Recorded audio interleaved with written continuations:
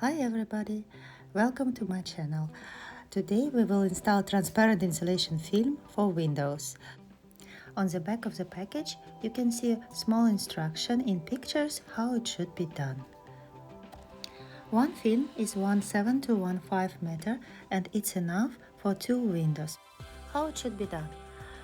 Firstly, clean the window pane properly. Attach the double sides tape, remove the backing paper, press the trimmer, slightly stretch the film. Warm the warm tape with the hair dryer. Make sure the dryer is at least 10 cm away.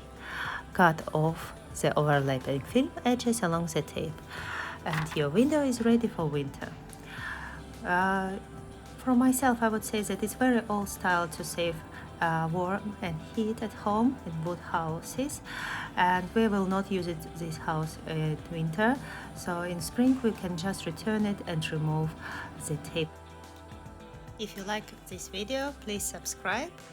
Thank you very much and see you in next video. Bye.